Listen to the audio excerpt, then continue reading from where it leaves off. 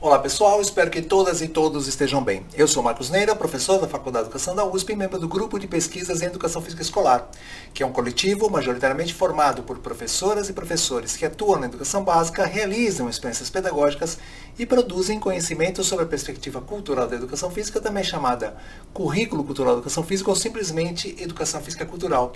E esta é a 13ª videoaula da disciplina Fundamentos Teórico-Metodológicos do Ensino em Educação Física, um componente curricular obrigatório do curso de licenciatura em Pedagogia da Faculdade de Educação da USP.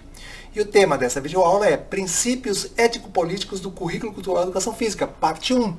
Devido ao tamanho dessa discussão e ao acúmulo de conhecimentos a respeito dos princípios ético-políticos do Currículo Cultural da Educação Física, nós entendemos que seria importante dedicar 2 semanas do nosso curso ao assunto e, portanto, 2 videoaulas. Então, nós iniciaremos hoje essa discussão e prosseguiremos com essa discussão na semana que vem. Mas o objetivo dessa videoaula é que vocês possam justificar os princípios ético-políticos do Currículo Cultural da Educação Física. Todas e todos vocês já devem ter percebido que qualquer proposta curricular está ancorada em determinados princípios. Não teria como ser diferente com o Currículo Cultural da Educação Física. Esta perspectiva curricular também tem certos princípios, só que nesta perspectiva, os princípios são ético-políticos e nós vamos explicar como chegamos lá. Importante que vocês saibam que é necessário justificar esses princípios. Afinal de contas, por que eles estão lá? Como que nós chegamos a esses princípios? Nós, que eu digo, as pessoas que vêm se dedicando ao estudo da perspectiva cultural da educação física, as pessoas que vêm produzindo conhecimentos a respeito da perspectiva cultural da educação física. Pois bem, como referências para a gente pensar nesta aula, organizar essa aula e preparar esta aula, nós trabalhamos com 2 pesquisas, estão aí as capas das dissertações de mestrado do Pedro Xavier Russo Boneto e do Flávio Nunes dos Santos Júnior. São pessoas que se dedicaram ao estudar também os princípios do Currículo Cultural da Educação Física. Na literatura, eles são bem anteriores. Estes trabalhos são de 2016 e 2020, mas você já encontra na literatura, desde 2005 ou 2006, alusões aos princípios do Currículo Cultural da Educação Física, porque os parâmetros curriculares nacionais também apresentam princípios, o Currículo Paulista também apresenta princípios, a Base Nacional também apresenta princípios, as outras teorias de ensino, os outros currículos, as outras teorias curriculares da educação física também apresentam os seus princípios. E no Currículo Cultural da Educação Física você tem alguns trabalhos que se debruçaram especificamente sobre a questão dos princípios ou alguns trabalhos que foram se dando conta da influência dos princípios na organização e do desenvolvimento da prática pedagógica. Então estamos chegando aqui num ponto muito importante dessa discussão.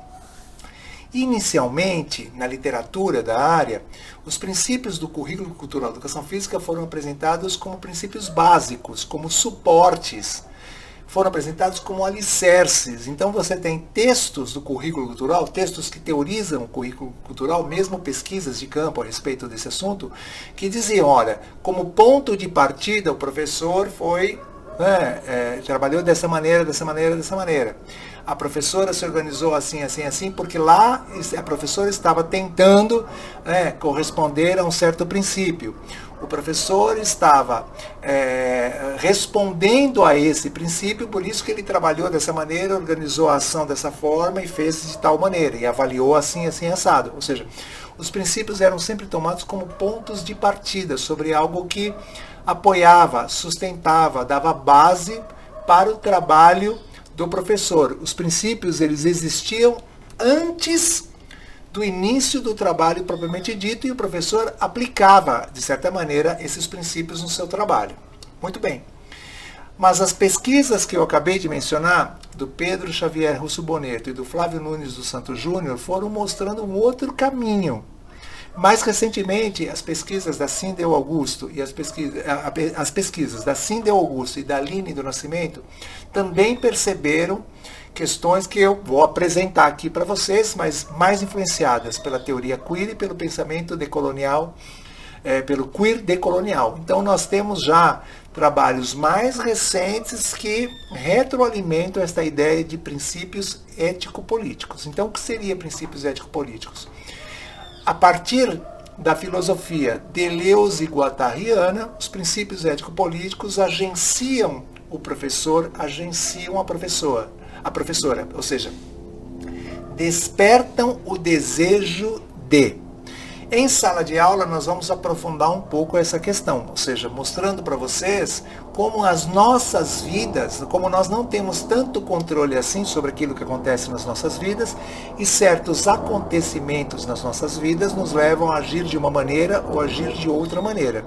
Então, na visão desses autores, há um conjunto de princípios que sensibilizam, influenciam, orientam, agenciam o professor e a professora a adotar um comportamento assim ou um comportamento assado. Então nós temos 7 princípios ético-políticos do currículo cultural da educação física. Isso é o que identifica a literatura até o momento. Nesta videoaula nós vamos trabalhar com alguns deles e vamos complementar essa discussão na semana que vem. Então, estes 3 princípios ético-políticos, eles agenciam o professor não só na definição da prática corporal a ser tematizada, mas também no desenvolvimento das aulas. Então nós identificamos no trabalho de campo, ou seja, professores e professoras que colocam o currículo cultural em ação, nós identificamos que eles são agenciados pelo reconhecimento da cultura corporal da comunidade.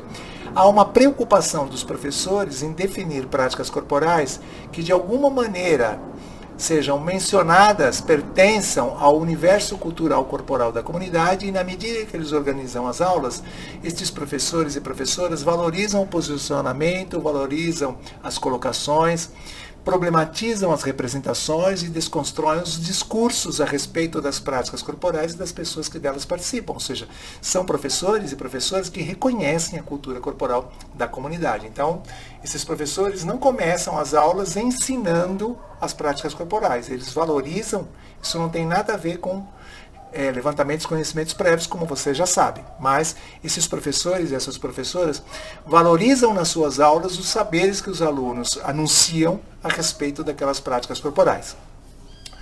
As pesquisas também mostraram que os professores e professoras que colocam o currículo cultural em ação, eles procuram articular o seu trabalho com o projeto político-pedagógico da escola.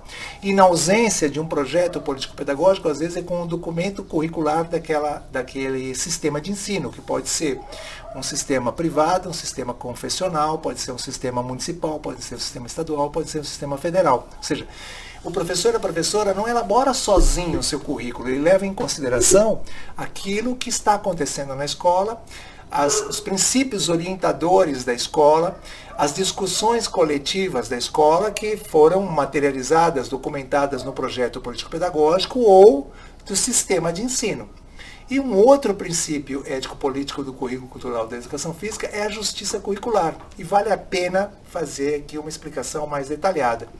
Vocês se lembram que na videoaula anterior nós mencionamos que uma preocupação grande em outra pesquisa do professor Flávio Nunes dos Santos Júnior foi a relação do conteúdo com a justiça cognitiva. Naquele momento eu mencionei para vocês que havia lá um paralelo entre justiça cognitiva, justiça social e justiça curricular. Ora, o que vem a ser a justiça curricular? Justiça curricular é uma expressão concebida por Connell, que é uma pesquisadora australiana que identificou, e o professor Julio Torres Santomé também trabalha com essa ideia de justiça curricular, que identificou que na medida em que você seleciona temas pertencentes a diversos grupos sociais, as pessoas que se identificam com aqueles grupos sociais, ou as pessoas que não se identificam com eles, mas reconhecem que aqueles temas pertencem a outros grupos sociais, estas pessoas aprendem pelo currículo a importância da convivência democrática, aprendem pelo currículo a importância da valorização das diferenças, aprendem pelo currículo a importância do convívio com pessoas que agem, pensam, etc, etc, e que todos os grupos sociais também produzem conhecimentos. Então, quando Boaventura de Souza Santos, por exemplo, que é um outro autor que trabalha com essa ideia, Boaventura de Souza Santos vai defender a justiça cognitiva como uma forma de produção, de construção de uma sociedade menos injusta, Para ele, não existe justiça social se não houver justiça cognitiva e que, portanto, ele defende várias epistemologias, isso acontece com o professor e a professora, que é agenciado pelo princípio ético-político da justiça curricular no momento da definição da prática corporal que será tematizada. Então, no semestre passado ele tematizou brincadeiras de antigamente. Nesse semestre ele vai tematizar esportes de outros lugares do mundo, esportes internacionais. No ano que vem ele começa tematizando as danças da tradição afro-brasileira e africana. No segundo semestre ele vai tematizar as lutas da tradição oriental. Então, essa variação de práticas corporais em função dos grupos que as praticam é a melhor expressão da justiça curricular, é a materialização do princípio ético-político da justiça curricular.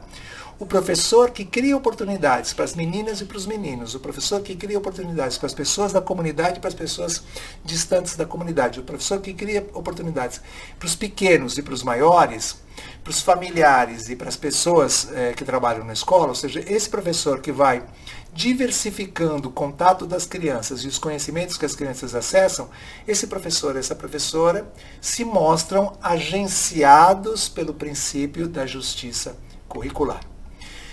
Muito bem, gente. Então, os princípios ético-políticos agenciam os professores e as professoras. Os princípios ético-políticos, eles não são aplicáveis.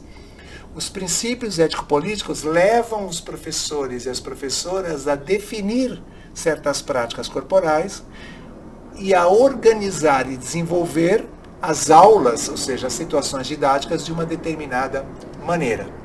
Nós estudaremos com mais profundidade esse assunto na sala de aula na próxima quarta-feira e trabalharemos com os relatos de experiência dos professores e professoras que colocam o currículo cultural em ação. Nos encontramos na próxima quarta-feira. Até lá, fiquem bem, se cuidem muito.